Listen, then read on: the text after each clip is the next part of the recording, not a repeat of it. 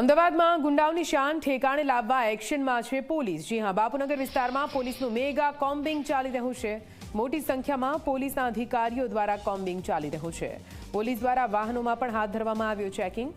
અમદાવાદમાં સતત 20 દિવસથી પોલીસનું કોમ્બિંગ ચાલી રહ્યું છે।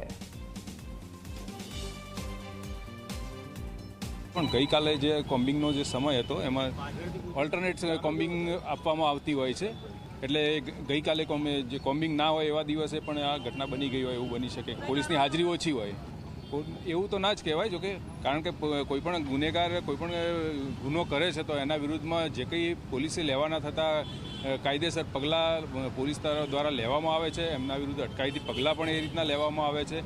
અને આ પણ જે 2 બનાવો બનેલા છે એના આરોપીઓ વિરુદ્ધમાં જે કંઈ અગાઉ ગુના દાખલ થયા છે એના વિરુદ્ધ તમામ કાયદેસર જે કાર્યવાહી કરવામાં આવે છે એ તમામ પોલીસ દ્વારા કરવામાં આવેલી છે। અમદાવાદ શહેરમાં જે રીતે લુખ્ખા તત્વો દિવસે ને દિવસે પોલીસને ચેલેન્જ આપી રહ્યા છે તે જ અંતર્ગતની વધુ એક ઘટના રખિયાલમાં બની હતી।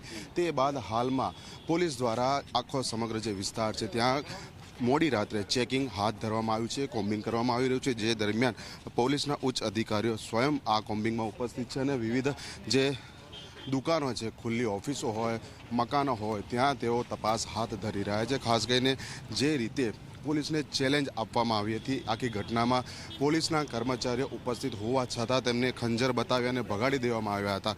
તે ઘટના ખૂબ જ ચોંકાવનારી હતી, કારણ કે પોલીસને ખૂબ જ મોટી ચેલેન્જ હતી। હાલ તો પોલીસે આ કેસમાં 2 આરોપીઓને પકડી પાડ્યા છે અને સમગ્ર વિસ્તારમાં ચેકિંગ હાથ ધર્યું છે। એટલે જે પ્રમાણે પોલીસના કર્મચારીઓ અલગ અલગ વિસ્તારમાં આસપાસના જે ગલી મહોલ્લા છે ત્યાં જઈ રહ્યા છે, તે મુજબ આપ જોઈ શકો છો પોલીસના અધિકારીઓ છે, જે જવાનો છે, મોટી સંખ્યામાં અહીંયા નીકળેલા છે અને જે કંઈ શંકાસ્પદ દેખાય અથવા તો જે કોઈ લુખ્ખા તત્વો કે જે સમગ્ર વિસ્તારમાં દાદાગીરી કરતા હોય છે તેમને ઝડપી પાડવાની કામગીરી હાથ ધરી છે। કેમેરા પર્સન મુકેશ ચૌહાણ સાથે અર્પણ કાયદાવાલા, ઝી મીડિયા, અમદાવાદ।